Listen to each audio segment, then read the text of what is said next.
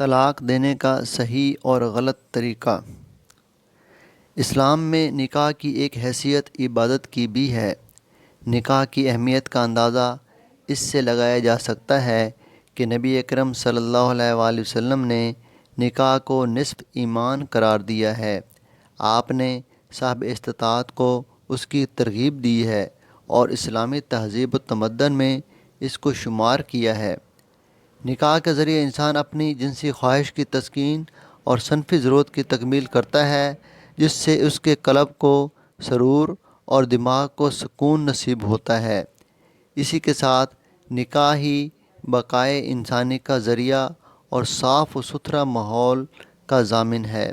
لیکن یہ بھی ایک حقیقت ہے کہ جو دو اجنبی رشتہ نکاح میں مربوط ہوئے ہیں وہ الگ الگ دل و دماغ رکھتے ہیں، سوچنے اور غور و فکر کے الگ الگ طریقے ہیں، دونوں کی فکر و عمل اور طرز زندگی مختلف ہو سکتے ہیں، اس لیے دونوں کا ہر معاملہ میں مکمل طور پر ہم آہنگ ہونا ضروری نہیں۔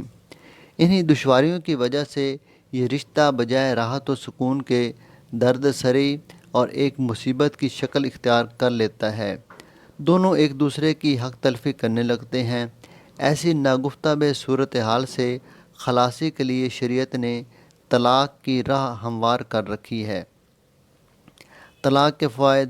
جس طرح نکاح کے بہت سارے اغراض و مقاصد اور فوائد ہیں، اسی طرح طلاق کے بھی بہت سے اغراض و مقاصد اور فوائد ہیں۔ نکاح حرام کو حلال کرنے کا ذریعہ ہے تو طلاق بھی حلال کو حرام کرتا ہے۔ جس طرح نکاح کرنا شریعت کا حکم ہے اور نکاح سے متعلق احکام پر عمل کرنا ضروری ہے، اسی طرح طلاق دینا بھی شریعت کا حکم ہے اور اس سے متعلق احکام پر عمل کرنا ضروری ہے۔ دراصل خالق کائنات نے ہر مرد و عورت کو آزاد پیدا کیا ہے۔ ہر ایک کو شریعت کے دائرہ میں رہ کر اپنی زندگی گزارنے کا حق حاصل ہے۔ ہر ایک پر لازم ہے کہ دوسرے کے حقوق ادا کرنے کے ساتھ ساتھ اللہ تعالیٰ کے حقوق بھی ادا کرے، مگر جب میاں بیوی رشتہ نکاح میں رہ کر ایک دوسرے کے حقوق کو ادا نہ کر سکیں، دونوں کے درمیان اس طرح اختلاف رونما ہو جائے کہ ان دونوں کا یا ان میں سے کسی ایک کا آرام و سکون سے زندگی گزارنا دشوار ہو جائے اور نکاح کے جو مقاصد ہیں وہ فوت ہونے لگیں، تو پھر طلاق کے ذریعے رشتہ نکاح کو ختم کر لینے کا حکم دیا گیا ہے تاکہ دونوں اپنی اپنی پسند کے مطابق زندگی گزاریں، کوئی کسی کی راہ میں رکاوٹ نہ بنے۔ گویا کہ طلاق میاں بیوی کے درمیان ہونے والے ذہنی تناؤ، روز روز کے جھگڑے اور ایک نہ ختم ہونے والی جنگ کے خاتمے کا نام ہے۔ طلاق میاں بیوی کے درمیان پیدا شدہ مسائل کا حل ہے۔ مرد اپنی بیوی کو طلاق دے کر اور اس کو باعزت رخصت کر کے سکون حاصل کر کے اپنی پسند کے مطابق دوسری بیوی بھی لا سکتا ہے، تو عورت بھی اپنی پسند کے مطابق دوسرا شوہر تلاش کر سکتی ہے۔ گویا کہ دونوں کے لیے اپنی زندگی کو خوشگوار بنانے کا ذریعہ طلاق ہے۔ میاں بیوی کے جھگڑوں کا برا اثر بچوں پر بھی پڑتا ہے۔ اگر بچوں کی موجودگی میں ماں باپ جھگڑا اور لڑائی کرتے ہیں تو جہاں ایک طرف بچوں کی تعلیم و تربیت متاثر ہوتی ہے، وہیں دوسری طرف ان کے ذہنی نشوونما اور سوچ و فکر بھی اسی طرح ہو جاتی ہے۔ بچے بھی گالم گلوچ، لعن طعن اور لڑائی سیکھتے ہیں، پھر وہ خود اپنی شریک حیات کے ساتھ وہی رویہ اپناتے ہیں۔ اس طرح گویا اپنی زندگی اجیرن ہونے کے ساتھ ساتھ بچوں کا بھی مستقبل خراب ہوتا ہے۔ بعض دفعہ دونوں میاں بیوی کے درمیان جھگڑوں کی وجہ سے پڑوسیوں کو بھی تکلیف ہوتی ہے۔ ان دونوں کی آوازیں اور گالم گلوچ سے پڑوسی تنگ آ جاتے ہیں، ان کے بچے بھی متاثر ہوتے ہیں۔ اس لیے طلاق کے ذریعے جس طرح میاں بیوی کو سکون حاصل ہوتا ہے اور وہ اپنی پریشانیوں سے نجات پاتے ہیں، اسی طرح ان کے بچوں کو بھی پرسکون ماحول نصیب ہوتا ہے، جس سے ان کی تعلیم و تربیت اچھی ہونے کے امکانات بھی ہیں، نیز پڑوسی بھی سکون و راحت کی سانس لیتے ہیں۔ طلاق کے نقصانات۔ نبی کریم صلی اللہ علیہ وسلم نے ارشاد فرمایا، ابغض الحلال الی اللہ تعالی طلاق، یعنی طلاق اللہ تعالیٰ کے نزدیک سب سے زیادہ ناپسندیدہ عمل ہے، کیونکہ اس سے میاں بیوی کے درمیان کا مقدس رشتہ ٹوٹ جاتا ہے۔ دو اجنبی مرد و عورت جنہوں نے اپنی زندگی کو خوشگوار بنانے، صنفی ضرورت کو پورا کرنے اور دیگر امور میں ایک دوسرے کا تعاون کرنے کا عہد کیا تھا، طلاق کے ذریعے یہ سارے معاہدے ٹوٹ جاتے ہیں۔ دونوں سے اگر بچے ہیں تو ان کو جہاں ایک طرف پیار و محبت کی آغوش چاہیے، وہیں دوسری طرف انہیں باپ کی نگرانی کی بھی سخت ضرورت ہوتی ہے، مگر طلاق کی وجہ سے ماں کی ممتا اور باپ کی نگرانی سے محروم ہونے کے امکانات کافی بڑھ جاتے ہیں۔ اس لیے طلاق اللہ تعالیٰ کے نزدیک نہایت ہی ناپسندیدہ ہے۔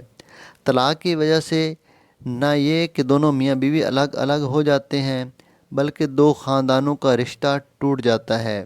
اسی وجہ سے طلاق ہر زمانہ میں اور ہر معاشرے میں ایک ناپسندیدہ عمل سمجھا جاتا رہا ہے۔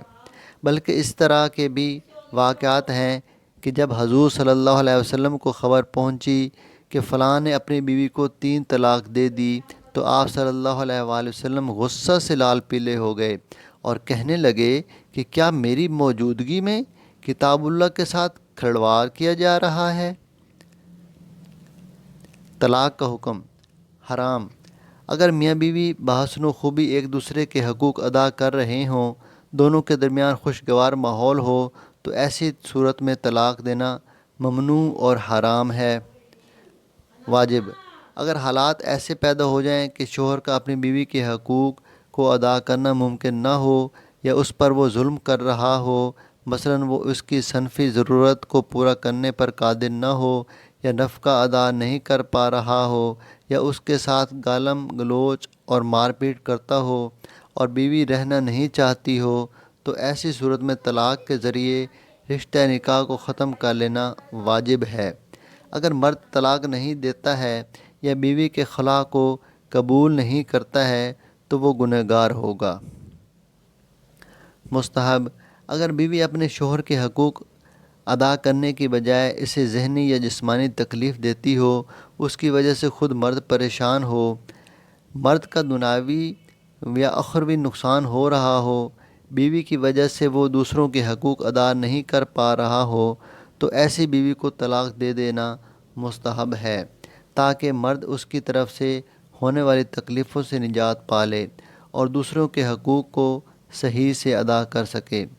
طلاق دینے کا صحیح طریقہ، اگر ایسی صورتحال پیش آ جائے کہ طلاق دینا واجب ہو یا مستحب ہو جائے، تو اس صورت میں طلاق دینے سے کوئی گناہ نہیں ہوگا، بلکہ حکم شریعت پر عمل کرنے کی وجہ سے ثواب ہوگا، مگر اس کے لیے ضروری ہے کہ شریعت کے بتائے ہوئے طریقے کے مطابق ہی طلاق دی جائے، اور یہ ایک ایسے اصول ہیں کہ اگر ان کی رعایت کی جائے تو 90% معاملات میں علیحدگی کی نوبت نہیں آئے گی، اور اگر علیحدگی ہو بھی جائے تو مرد و عورت دونوں کو اپنے کیے پر پچھتاوا ہوگا، اور اگر دونوں اپنی حرکت پر ندامت کے آنسو بہا کر دوبارہ نکاح کے بندھن میں بندھ سکتے ہیں۔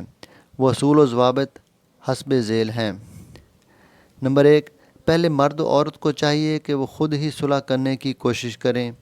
دونوں سوچیں کہ مکمل سکھ دنیا میں ملنا ناممکن ہے، ایک دوسرے کو جھیلنا بھی کار ثواب ہے، صبر اور برداشت کرنا بھی عبادت ہے۔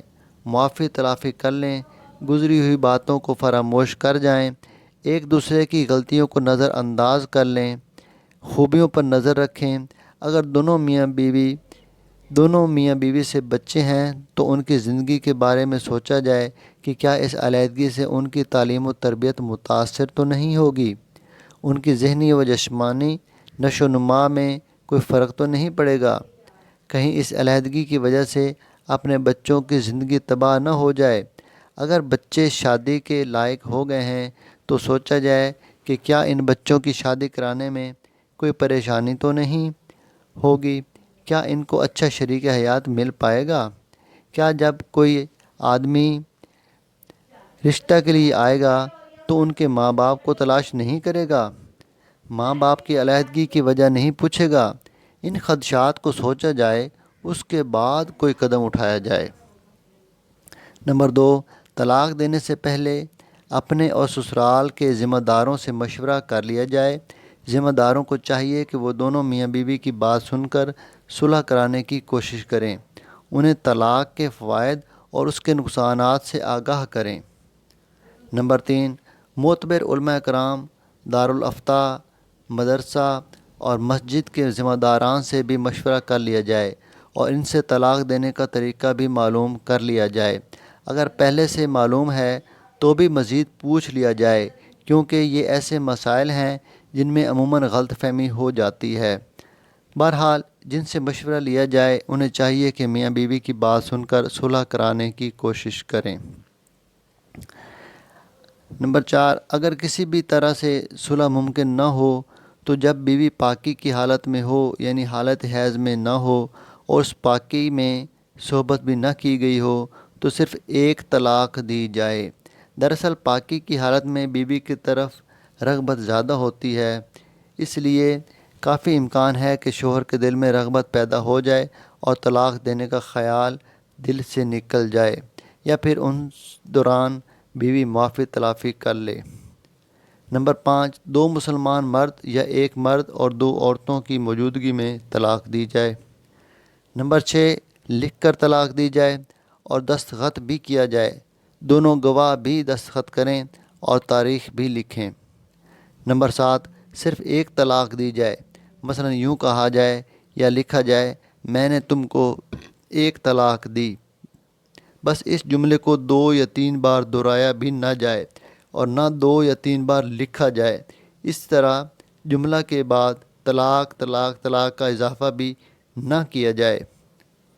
نمبر 8، اگر دونوں میاں بیوی کی رضامندی سے طلاق ہو رہی ہے تو پہلے دونوں کی طرف سے اقرار ہو کہ فلاں تاریخ کو دونوں کا نکاح ہوا تھا، اتنے بچے ہیں، ان کے نام اور عمر یہ ہیں، سوئے اتفاق ہم دونوں کے درمیان قلبی اور ذہنی ہم آہنگی نہ ہونے کی وجہ سے آئے دن اختلافات ہوتے رہتے ہیں، صلح کی کافی کوششیں کی ہیں مگر نہ ہو سکیں، اس لیے دونوں نے باہمی رضامندی اور اپنے اولیاء سے مشورہ کرنے کے بعد طے کیا کہ بذریعہ طلاق اس رشتہ نکاح کو ختم کر لیا جائے، لہٰذا میں فلاں ولد فلاں نے درج ذیل گواہوں کی موجودگی میں اپنی بیوی فلانہ بنت فلاں کو ایک طلاق دے دی۔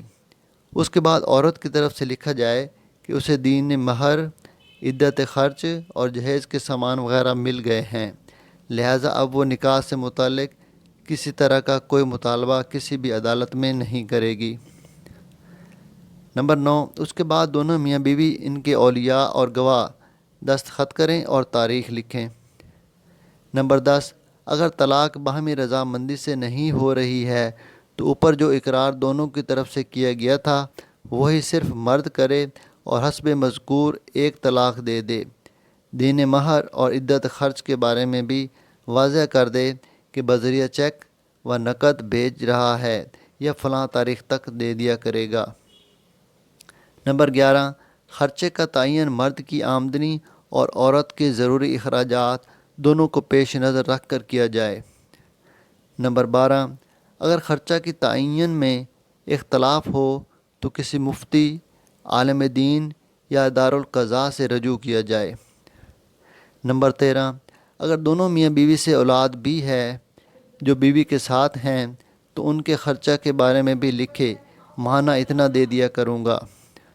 نمبر 14، جن عورتوں کو حیض آتا ہے ان کی عدت 3 حیض ماہواری ہے، اور جن عورتوں کو حیض نہیں آتا ہے تو ان کی عدت 3 ماہ ہے، اور حمل والی عورتوں کی عدت وضع حمل ہے۔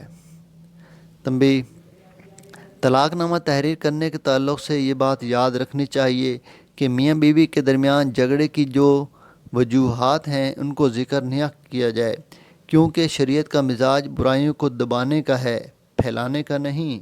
اگر ان برائیوں کو ذکر کر دیا جائے تو پھر دونوں کی دوسری شادی مشکل ہو جائے گی، نیز ایسی صورت میں ایک دوسرے کے اندر انتقام لینے کا جذبہ بھی انگڑائی لے گا، نتیجتاً دونوں ایک دوسرے کی برائیوں کو اجاگر کرنے کی کوشش کریں گے یا الزام لگائیں گے، یا پھر بیوی بے بنیاد الزام لگا کر مرد کو جیل بھجوانے کی کوشش کرے گی، پھر طلاق دینے کے باوجود بھی تنازع ختم ہوتا نظر نہیں آئے گا۔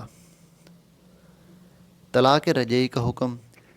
بہرحال میں نے ایک طلاق دے دی، اس جملہ سے ایک طلاق رجعی واقع ہوگی۔ طلاق دینے کا یہی بہترین طریقہ ہے اور یہی سنت ہے۔ اس کے بعد 3 حیض گزرنے سے پہلے تک رجوع کرنے کی گنجائش رہتی ہے، یعنی اس دوران دونوں میاں بیوی چاہیں ایک دوسرے سے میاں بیوی کی طرح مل لیں، نکاح بحال ہو جائے گا۔ اسی طرح اگر مرد چاہے تو بیوی کو اپنے نکاح میں واپس لے سکتا ہے۔ اس کے لیے ضروری ہے کہ بیوی کو اپنے پاس بلا لے، یا یوں کہہ دے کہ میں نے اپنی بیوی کو واپس لے لیا، یا اس کے ساتھ وہ کام کر لے جو صرف اپنی بیوی کے ساتھ جائز ہوتا ہے، مثلا بوسہ لے لے یا صحبت کر لے، تو اس سے بھی رجوع ہو جائے گا اور دونوں دوبارہ میاں بیوی بن جائیں گے۔ بہتر ہے کہ 2 مسلمان مرد یا ایک مرد اور 2 عورتوں کی موجودگی میں رجوع کرے۔ اگر عدت کے اندر رجوع نہیں کیا تو پھر 3 حیض مکمل ہو جانے کے بعد یہی طلاق رجعی طلاق بائن بن جائے گی اور عورت بائنہ ہو جائے گی، یعنی نکاح مکمل طور پر ختم ہو جائے گا۔ تاہم اس کے بعد بھی اگر دونوں چاہیں تو از سر نو نئے مہر کے ساتھ حسب ضابطہ نکاح کر سکتے ہیں۔ طلاق دینے کے غلط طریقے۔ طلاق دینے کا بہتر اور محفوظ طریقہ وہی ہے جو اوپر بیان ہوا، مگر افسوس کہ طلاق دینے کے جو غلط اور غیر محفوظ طریقے ہیں ہمارے معاشرے میں بدقسمتی سے وہی رائج ہو گئے ہیں، جس سے معاملہ سلجھنے کی بجائے اور الجھ جاتا ہے۔ مثلا اس طرح طلاق دینا غلط ہے۔ نمبر 1، میں نے تم کو 3 طلاق دیا۔ نمبر 2، میں نے تم کو طلاق دی۔ نمبر 3، طلاق طلاق طلاق وغیرہ، کیونکہ اس صورت میں 3 طلاق مغلظہ واقع ہو جاتی ہے جس میں رجوع کرنے یا نکاح کرنے کی گنجائش نہیں رہتی۔ اس طرح حالت حیض میں طلاق دینا یا حالت حمل میں طلاق دینا کہ دونوں صورتوں میں عدت کی مدت لمبی ہو جاتی ہے، یا ایسی پاکی میں طلاق دینا کہ اس میں صحبت ہو چکی ہو کہ اس میں حمل ٹھہرنے کا اندیشہ رہتا ہے۔ اگر حمل ٹھہر جاتا ہے تو پھر عدت وضع حمل ہوگی جو کم از کم 9 مہینے تک دراز ہوگی۔ غصہ کی حالت میں طلاق دینا کہ اس میں آدمی کا دماغی توازن معتدل نہیں رہتا ہے اور ایسی صورت میں کیا گیا کام عموماً ندامت کا باعث ہوتا ہے۔ اسی طرح بغیر صلح کی کوشش کے طلاق دینا، بغیر گواہ کے طلاق دینا، صرف زبانی طلاق دینا، بیوی کو خبر کیے بغیر طلاق دینا، یہ سب ایسی صورتیں ہیں جس میں طلاق تو واقع ہو جاتی ہے اور جتنی دیتا ہے اتنی واقع ہوتی ہے، مگر طلاق دینے کے یہ طریقے غیر مناسب اور غلط ہیں۔ 3 بڑی غلط فہمیاں۔ نمبر 1، پہلی غلط فہمی یہ ہے کہ بہت سارے لوگ یوں سمجھتے ہیں کہ 1 طلاق سے طلاق رجعی پڑتی ہے، 2 سے طلاق بائن اور 3 سے طلاق مغلظہ۔ حالانکہ ایسا نہیں، بلکہ 1 طلاق رجعی بھی ہوتی اور بائن بھی۔ مثلا اگر 1 طلاق کے ساتھ لفظ بائن بڑھا دیا یا عوض کے بدلہ میں طلاق دیا تو یہ طلاق بائن ہوگی، چاہے 1 دیا ہو۔ اس میں رجوع تو نہیں ہو سکتا ہے، مگر عدت کے دوران اور بعد میں بھی دونوں صورتوں میں از سر نو نئے مہر کے ساتھ نکاح کر سکتے ہیں۔ یہی صورتحال 2 طلاق کی بھی ہے، فرق صرف 1 اور 2 کے الفاظ کا ہے۔ نمبر 2، دوسری غلط فہمی یہ ہے کہ بعض لوگ یوں سمجھتے ہیں پہلے 1 طلاق دینا چاہیے، پھر دوسرے مہینے میں دوسری اور پھر تیسرے مہینے میں تیسری طلاق دینا چاہیے۔ حالانکہ جب 1 طلاق دینے کے بعد عدت گزر جاتی ہے تو یہی طلاق بائن ہو جاتی ہے، لہذا دوسرے اور تیسرے مہینے میں طلاق دینے کی ضرورت ہی نہیں رہتی۔